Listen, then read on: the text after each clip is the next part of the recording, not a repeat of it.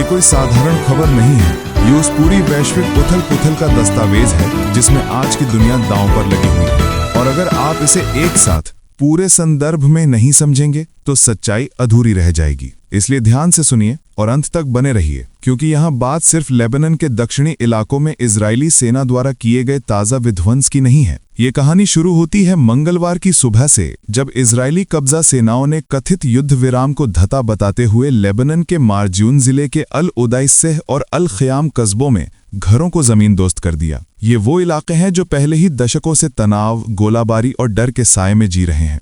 अल मयादीन के संवाददाता की रिपोर्ट के मुताबिक अल उदैसेह के बीचों बीच मुख्य सड़क के किनारे एक रिहायशी मकान को विस्फोटक लगाकर गिराया गया। और सिर्फ इमारत नहीं गिरी, बल्कि वहां रहने वालों की सुरक्षा, उनकी यादें और उनका भविष्य भी मलबे में तब्दील कर दिया गया। और इस कार्रवाई के बाद जो तस्वीरें सामने आईं, वे अपने आप में एक सबूत हैं। इजरायली सैन्य वाहनों के टायरों के निशान साफ दिखाई दे रहे थे, जो मिसगव आम नामक इजरायली बस्ती से लेबनानी जमीन में अंदर तक जाते हैं। यानी ये कोई सीमा पर हुई गलती नहीं थी, ये एक स्पष्ट सैन्य घुसपैठ थी। और इसके कुछ ही घंटों बाद अल ख़याम के दक्षिण में वादी अल असाफिर इलाके में भी कई घरों को निशाना बनाया गया। इस पूरे ऑपरेशन के साथ साथ इजरायली लड़ाकू विमानों ने सोमवार रात लेबनान के दक्षिणी हिस्सों पर भारी हवाई हमले किए। जबल साफी, वादी अज़्ज़ा और इक़लीम अल तुफ़्फ़ाह जैसे इलाकों पर कम से कम 6 हवाई हमले हुए। ये सब उस संघर्ष विराम का खुला उल्लंघन है जिसकी घोषणा पिछले साल बड़े बड़े अंतर्राष्ट्रीय दावों और गारंटियों के साथ की गई थी। और यही नहीं,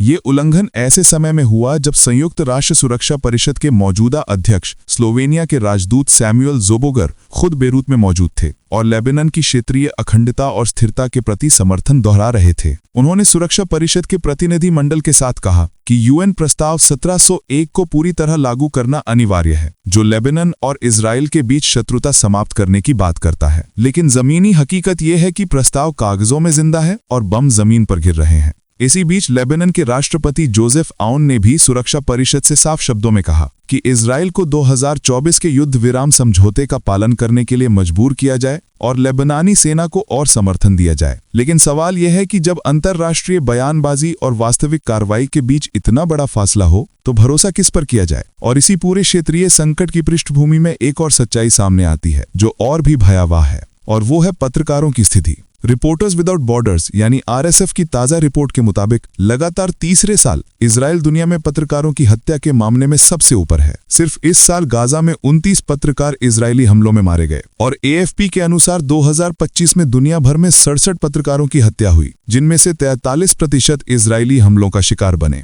आरएसएफ ने इजराइल को पत्रकारों का सबसे बड़ा दुश्मन करार दिया है और आंकड़े और भी डरावने हैं। अक्टूबर 2023 से अब तक कुल 220 पत्रकार इजरायली सेना की कार्रवाई में मारे गए। 25 अगस्त को गाजा के दक्षिण में एक अस्पताल पर हमले में रॉयटर्स और एपी के फ्रीलांसर सहित 5 पत्रकार एक ही दिन मारे गए। सोचिए, अस्पताल में रिपोर्टिंग करना अब मौत का जोखिम बन चुका है। दुनिया भर में 503 पत्रकार इस समय जेलों में बंद हैं, जिनमें चीन, रूस और म्यांमार शीर्ष पर हैं। यानी जो सच दिखाने की कोशिश करता है वो हर जगह निशाने पर है। और इसी के समानांतर इजराइल के भीतर भी हालात किसी युद्ध से कम नहीं है, लेकिन ये युद्ध बाहर नहीं, अंदर चल रहा है। इजरायली सुरक्षा मंत्री इसराइल काट्स और सेना प्रमुख एयाल ज़ामिर के बीच सत्ता और नियंत्रण को लेकर टकराव अब खुली लड़ाई में बदल चुका है। ये टकराव 7 अक्टूबर 2023 की सुरक्षा विफलताओं की जांच से शुरू हुआ, जब ज़ामिर ने वरिष्ठ अधिकारियों को एक दस्तावेज भेजकर आधिकारिक जांच आयोग बनाने का सुझाव दिया। अगले ही दिन काट्स ने सोशल मीडिया पर अपना बयान जारी कर दिया और सैन्य नियुक्तियों को रोक दिया। ज़ामिर ने जवाब में 38 वरिष्ठ अधिकारियों की नियुक्ति की घोषणा कर दी, यानी मंत्री के आदेश को खुलेआम नजरअंदाज कर दिया गया। ये सिर्फ 2 व्यक्तियों की लड़ाई नहीं है, ये उस इजरायली सैन्य ढांचे का संकट है जो पहले ही गाजा युद्ध से थका और टूट चुका है। सैन्य सूत्र चेतावनी दे रहे हैं कि राजनैतिक हस्तक्षेप से पेशेवर अधिकारियों का मनोबल टूट रहा है और दक्षिणीपंथी मीडिया ज़ामिर को हटाने की मांग कर रहा है। इस पूरी अराजकता के बीच एक और गहरी और असहज बहस चल रही है, जो सिर्फ आज की राजनीति तक सीमित नहीं है, बल्कि इजराइल की वैचारिक नींव से जुड़ी है। ये उस नैरेटिव की कहानी है जिसमें होलोकॉस्ट की भयानक त्रासदी और धार्मिक ग्रंथों को मिलाकर एक ऐसा डर और पीड़ित होने की भावना रची गई जिसने दशकों तक अंतर्राष्ट्रीय आलोचना को चुप करा दिया। ये साफ कहना जरूरी है कि ये चर्चा होलोकॉस्ट के अपराधों को नकारने के लिए नहीं है, बल्कि ये समझने के लिए है कि किस तरह उस ऐतिहासिक दर्द का राजनीतिक उपयोग किया गया। बेन गुरियन बेंगुरियन से लेकर नेतन्याहू तक इजरायली नेताओं ने बार बार ये तर्क दिया कि उनके खिलाफ उठने वाली हर आलोचना दरअसल यहूदियों के अस्तित्व पर हमला है। 1967, 1973, 1982 और उसके बाद गाजा तक हर युद्ध में दुश्मन को नाजियों से तुलना की गई और इसी के साथ धार्मिक ग्रंथों के चयनित अंशों को सैन्य कार्रवाई का नैतिक लाइसेंस बना दिया गया।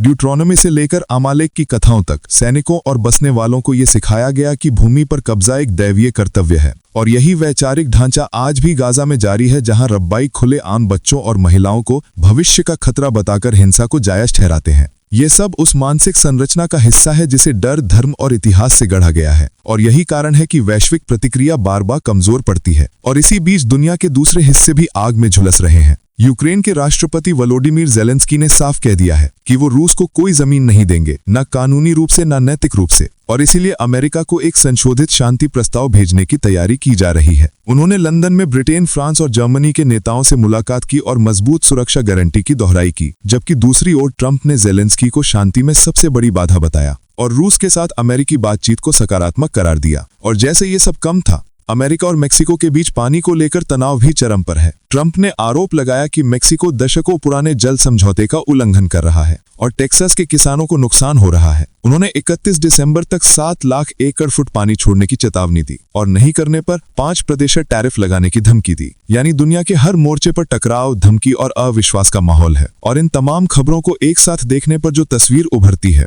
वो ये है कि अंतर्राष्ट्रीय कानून, युद्ध विराम, मानवाधिकार और नैतिकता सब कुछ बयानबाजी में सिमटते जा रहे हैं, जबकि जमीन पर ताकत, हथियार और राजनीतिक स्वार्थ हावी हैं। और इसीलिए ये जरूरी है कि इन घटनाओं को अलग अलग नहीं बल्कि एक ही बड़े संकट के हिस्से के रूप में देखा जाए, क्योंकि जब दक्षिणी लेबनान में घर गिरते हैं, गाजा में पत्रकार मरते हैं, तेल अवीव में सेना और सरकार आमने सामने होती है, कीव जमीन छोड़ने से इनकार करता है और वॉशिंगटन टैरिफ की धमकी देता है, तो ये साफ हो जाता है कि दुनिया एक ऐसे मोड़ पर खड़ी है जहां सच्चाई को देखना, समझना और सवाल पूछना पहले से कहीं ज्यादा खतरनाक लेकिन जरूरी हो गया है।